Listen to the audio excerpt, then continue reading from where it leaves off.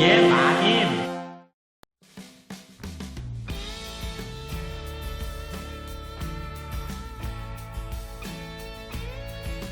안녕하세요. 돌쇠 뉴스 시작합니다.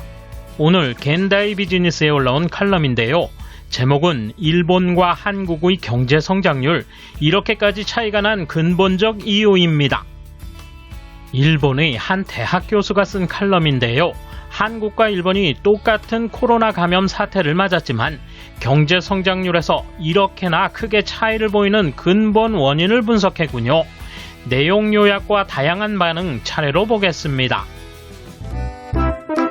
통 크신 구독, 좋아요.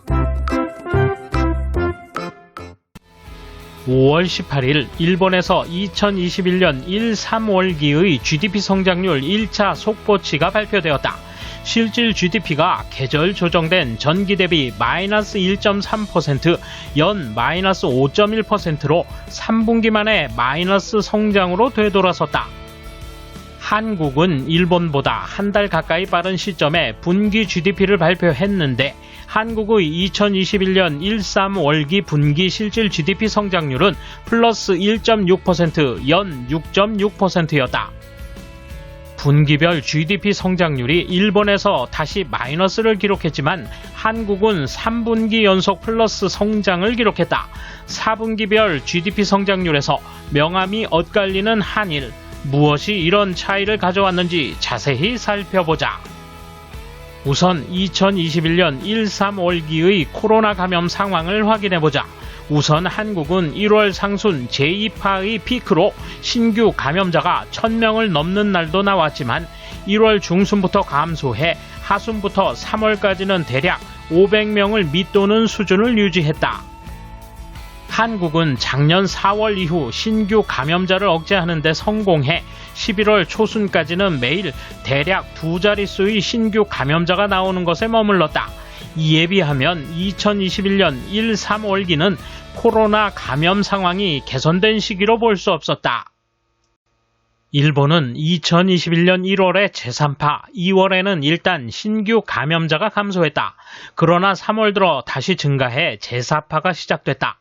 일본의 2021년 1-3월기는 제3파와 제4파 사이로 긴급사태 선언이 발령돼 감염이 개선된 시기로 볼 수 없었다. 즉 일본도 한국도 2021년 1-3월기는 코로나 상황이 크게 개선된 시기라고는 할 수 없다.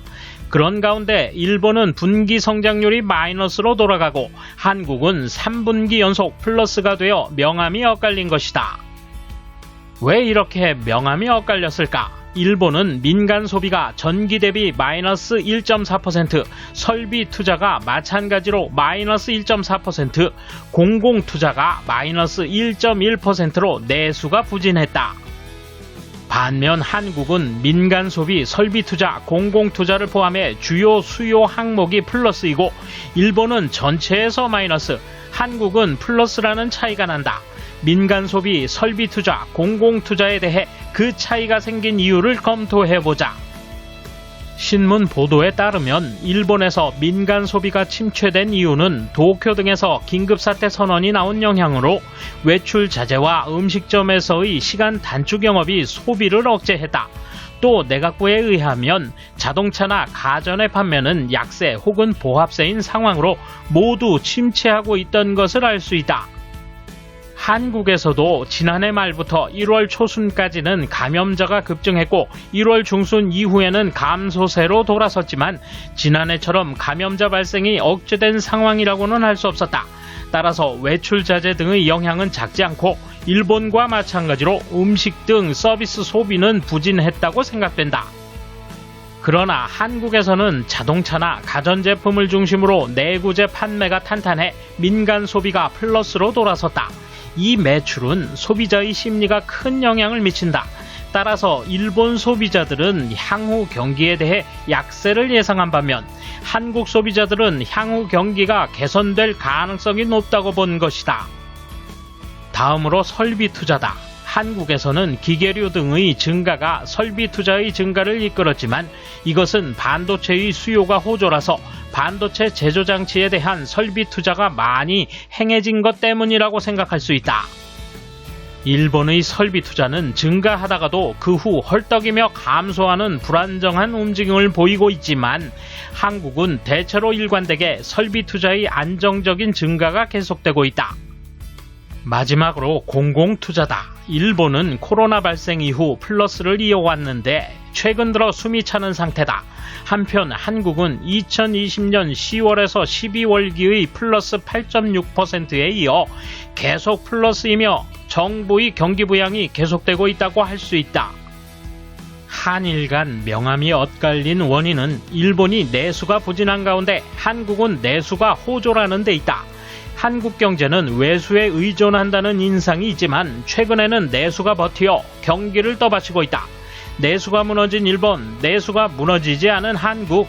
이번 한일 경제의 명암은 내수가 결정지은 듯하다. 이에 대한 일본 누리꾼 반응 보실까요? 그런 한국은 자국을 헬조선이라고 부르며 국외로의 이민이 늘고 있다. 주거비가 급등해 가계 부담률, 세금 부담률, 물가 상승, 청년 실업률이 높다. 이민처 1위 미국, 2위 일본, 3위 캐나다이며 일본 기업에 취직하려는 일본 유학도 급증하고 있다. 반일을 외치면서 여긴 오지 않았으면 한다. 그러나 언제 마이너스로 빠질지 모르고 국가가 유지될지도 미지수다. 코리아 리스크를 최대한 피하기 위해서도 단교하는 것이 좋다. 원래 일본이 111년 전 35년간 거금을 들여 이곳을 정비하지 않았다면 지금쯤 차이가 난다는 차원의 이야기는 없었을 거라 생각한다. 일본은 그럭저럭 정부가 국채 발행을 계속한 덕분에 민간, 특히 대기업의 예금이 늘었지만 쓸모가 없기 때문에 그냥 놔두고 있다. 그러니까 소비와 소득이 증가하지 않고 국내용의 투자도 리먼 때 이전을 넘을 수 없다. 따라서 정부는 대기업 예금의 국내 투자를 촉진하기 위해서도 적극적인 지출을 할 필요가 있다.